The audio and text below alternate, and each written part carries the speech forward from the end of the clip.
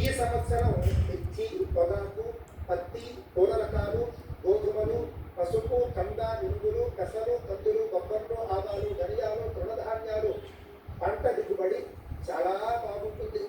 మంచి ధరలు ఉండటం వల్ల రైతులు సంతోషంతో ఉంటారు. అన్ని రకాల పండ్ల జాతులు కూడా బాగా ఫలిస్తాయి. కానీ చేతికి అందే సమయాన ఏదో ఒక రూపంలో నష్టాలు కలుగుతూ ఉంటాయి.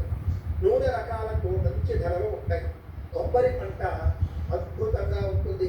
పౌల్ట్రీ పరిశ్రమ అభివృద్ధి, ఆక్వా పరిశ్రమ వృద్ధిలో నుండి దిగుమతులు బాగా జరుగుతాయి.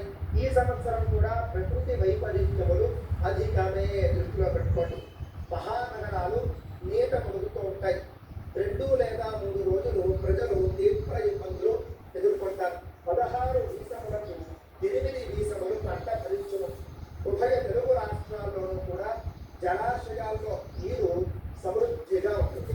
పశ్చిమాసియా దేశాల ఎందు యుద్ధ వాతావరణం ఉంటుంది. బంగారం, వెండి, షేర్ మార్కెట్ ఉడిదుడుకులతో ఉంటుంది. దృష్టిలో పెట్టుకోవాలి.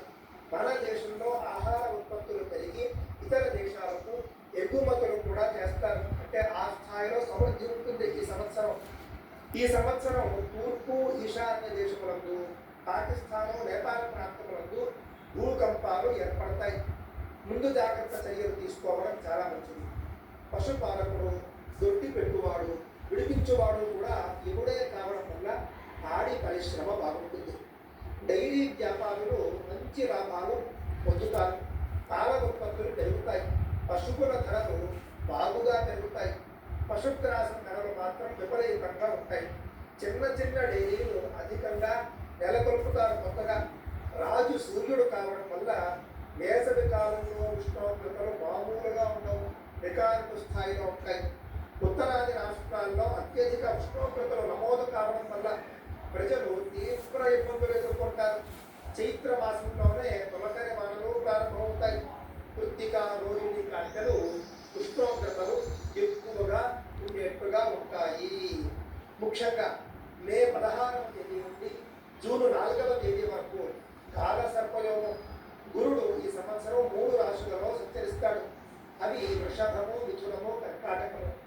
శని మీనరాశిలోను, గురుడికి శని రాహువులకు షష్ఠాష్టక స్థితి వలన మరియు ఇతర దేశాష్ట యోగముల వలన ఊహించని సంఘటనలు దేశంలో జరిగేటువంటి అవకాశం. అగ్ని ప్రమాదాలు జరుగుతాయి. ప్రఖ్యాత వృత్తులకు అరిష్టము. అలాగే ఈ సంవత్సరం మౌఢ్య దినములు ఎప్పుడో చూసుకుంటే 3వ చూస్తాం కదండి. అది ముందుగా కర్తరి నిర్ణయం చూద్దాం. వైశాఖ